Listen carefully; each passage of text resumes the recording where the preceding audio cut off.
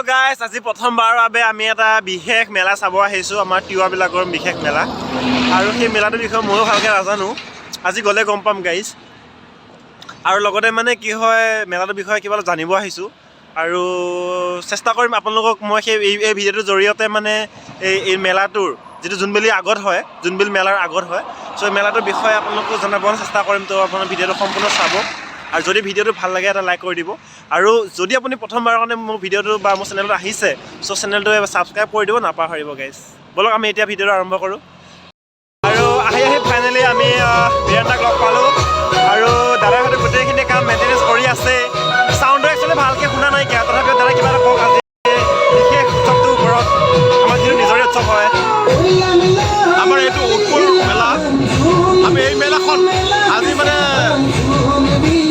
12তম হৈছে আৰু এই মেলাটোত আমি খোলা দেও ৰজাৰ, আমাৰ এই খোলা ৰজা বুৰঞ্জী প্ৰকৃত ষাঠিজন যে ৰজাৰ কৰ্ণে ৰজা খোলা দেও ৰজা, এই খোলা ৰজা জোনবিল মেলা যিহেতুকে কৰে, গোভা ৰজাই কৰে, গতিকে আমি এই গোভা দেও ৰজাৰ জোনবিল মেলাৰ আলম লৈ আমি খোলা দেও ৰজাও আমি উৎপল মেলাখন অনুষ্ঠিত কৰিছোঁ। আজি মানে 12 সংখ্যক হৈছে এই মেলাখন। এই মেলাখনত আমি সকলোৱে মানে জোনবিল মেলাৰ সদৃশ আমাৰ যিটো বিনিময় প্ৰথা, এই বিনিময় প্ৰথাক মানে আলম লৈ আৰু অন্যান্য জাতি জনগোষ্ঠী সকলোৱে সমন্বয়েৰে আমি এই মেলাখন উদযাপন কৰিছোঁ। আমাৰ এই আজি মঙলবাৰ, আমাৰ খোলা দেও ৰজাৰ আজি আমাৰ উৰুকাৰ দিন। এই উৰুকাৰ দিনত আমাৰ উৎপল বিলখন আমাৰ খোলা দেও ৰজাৰ অন্তৰ্গত যিসকল মানে সন্মানীয় ৰাইজ, এই ৰাইজে আমাৰ মেলাখন মানে মাছ মাৰে। এই মাছ মৰা পৰ্বৰ লগতে উপলক্ষ ৰাখি আমাৰ এই মেলাখন অনুষ্ঠিত কৰা হৈছে। এই মেলাত ৰাইজৰ সহায় সহযোগিতা আমি যথেষ্ট পাইছোঁ। এই 12 সংখ্যক আমাৰ যিখন মেলা হৈছে, এই মেলাখনতকৈও আগৰ কেইবছৰ আৰু ধুনীয়া হৈছিলে মেলাখন। আমি 2-3 দিনীয়াকৈ পাতিছিলোঁ মেলাখন, কিন্তু এইবাৰ আমাৰ যিটো মানে বৰ্তমানৰ মানে দেশৰ পৰিস্থিতি, পৰিৱেশ, এই পৰিৱেশৰ কাৰণে আমি এই মেলাখন অনুষ্ঠানীয়কৈ পাতিবলৈ আমি মানে প্ৰয়োজনত বাধ্য হৈছোঁ। আৰু চৰকাৰী যিটো নীতি নিৰ্দেশনা, এই নীতি নিৰ্দেশনা মানি চলি আমি নিশ্চয় মেলাখন পাতিবলৈ আমি প্ৰয়াস কৰিছোঁ। খুব সুন্দৰ। আৰু যিখিনি নেকি এই বিশেষ মেলাটো মানে এই মেলাটোৰ বিষয়ে জ্ঞাত নহয়, চ' আজি দাদা ধুনীয়াকৈ বুজাই দিছে। আৰু এই ভিডিঅ'টোৰ জৰিয়তে আপোনালোকে সকলোৱে নিশ্চয় বুজি পাইছে আশা কৰোঁ। আৰু মই ভাবোঁ অনাগত দিনত আপোনালোকেও আহিব এই মেলাটোলৈকে, আৰু এই মেলাৰ যি বিশেষ কাৰ্যক্ৰম আপোনালোকেও জানি গ'লে বেছি ভাল লাগিব বা চাই গ'লে বেছি ভাল লাগিব। Thank U. হেল্ল' গাইজ, আৰু আমি ফাইনেলি আহি আমাৰ সাথী লগ পালোঁ। আৰু ইফালে আছে আমাৰ দাদা আছে, দীপক দা আছে, আৰু লগতে আমাৰ ৰজা ডাঙৰীয়া আছে। আৰু ইফালে অকণমান চাউণ্ডটো হয়তো আপুনি নুশুনিব পাৰে, মানে ওচৰতে যিহেতু বস্তু লাগি আছে। বাৰু যি কি নহওক,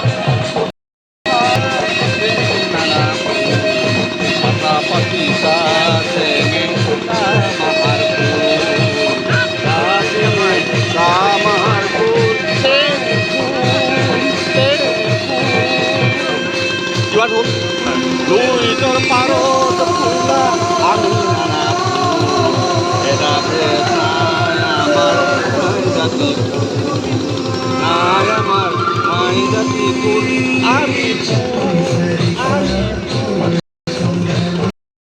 জন্ম হোৱাৰ আগত চলি আছে, পৰম্পৰা চলি আছিলে। আজি 10-12 বছৰ হৈছে। ইয়াক মানে অলপ মেলাৰ ওপৰত আনি মডাৰ্ণ যুগত অতিক্ৰম কৰাইছে। পাহাৰ ভৈয়ামৰ মাজত যি এনাজৰী আৰু বিভিন্ন জনগোষ্ঠীয় লগ লাগি মাছ মৰা পৰ্বৰ লগতে মেলা উদযাপন কৰা হৈছে। এই বস্তুটোৱে আমাৰ এটা সম্প্ৰীতি এনাজৰী বজাই ৰাখিছে আৰু বিশেষকৈ ইয়াতকৈ উত্তম ঘটিব। প্ৰজন্মই তোমালোকে আহি ইয়াক যথেষ্ট তোমালোকৰ দায়িত্ব বুলি আশা ৰাখিছোঁ। ঠিক আছে।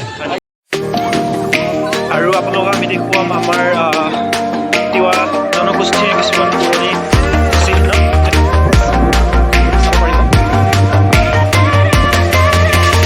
এইটো বৰঘৰ। বৰঘৰ পিছফালে আপোনাৰ দেখুৱাম।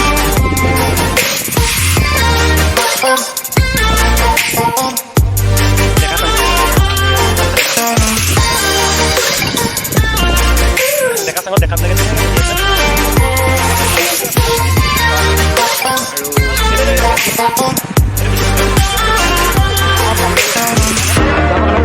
জিৰণি চৰা বুলি ক'ব পাৰে।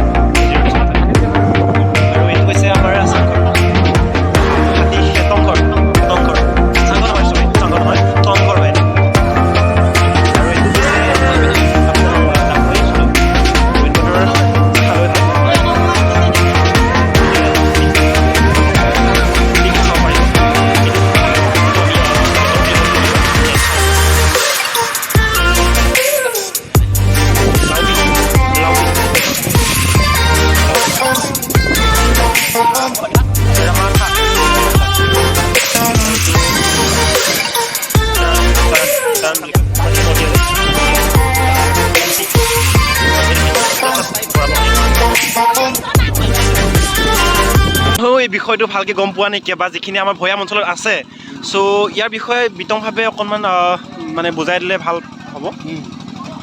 ধন্যবাদ সকলোলৈ ভোগালী বিহুৰ প্ৰীতি শুভেচ্ছা জনাইছোঁ। খলা দেউৰজাৰ এই উৎপুৰ মেলা, হয় এই উৎপুৰ বিল অতি পুৰণি কালৰ পৰা ইয়াত সমূহীয়া মাছ মৰা পৰ্ব চলি আছিল। হয় কিন্তু পৰিস্থিতিৰ ওপৰত নিৰ্ভৰ কৰি পেলাই ইয়াত উৎপুৰ মেলা বুলি এখন মেলা অনুষ্ঠিত কৰা হৈছে, হয় য'ত পাহাৰ ভৈয়ামৰ সকলো মানুহৰ মাজত এটা সংমিশ্ৰণ ঘটাই হয় অতীতৰ সেই মানে মুদ্ৰাবিহীনভাৱে চলা সময়ৰ এটা প্ৰতিকৃতি স্বৰূপে বিনিময় প্ৰথা ইয়াত বিনিময় প্ৰথা অনুষ্ঠিত কৰা হৈছে। হয় হয় আচ্ছা ইয়াৰ আচ্ছা জৰিয়তে খলা ৰজাৰ যি পৰম্পৰা সংস্কৃতি হয়। এটা ৰাইজৰ মানস পটত যাতে ইয়াক দাঙি ধৰিব পাৰে হয় হয় তাৰ কাৰণে ইয়াত বিভিন্ন কাৰ্যসূচী কৰা হৈছে।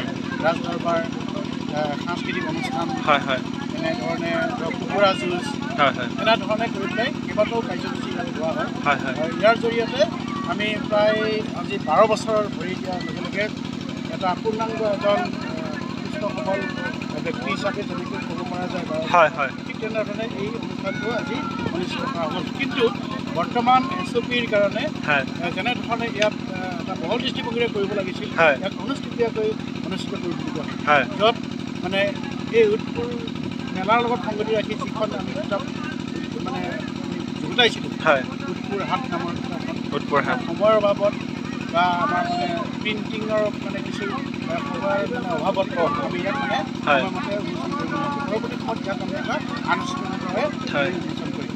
হয়। আমি আশা ৰাখিছোঁ এই মেলাখনৰ জৰিয়তে হয়। সকলো ধৰণৰ সকলো জাতি জনগোষ্ঠীৰ মাজত হয়। এক সমন্বয়ৰ প্ৰতীক হিচাপে আমি প্ৰতিষ্ঠিত কৰিব পাৰোঁ, তাকে আমি কামনা কৰিছোঁ। আৰু আজিৰ এই ক্ষেত্ৰত এই সময়ত যিসকল ৰাইজে ইয়াত উপস্থিত হৈ হয়। আমাক এই অনুষ্ঠিতকৈ থকা এই অনুষ্ঠানত যিমানসকল ৰাইজে ইয়াত উপস্থিত হৈ আমাৰ কাৰ্যসূচীখিনি মানে পৰিচালনা কৰি যোৱাত হয়। সহায় কৰিলে, আচ্ছা আচ্ছা গতিকে তেখেতসকলক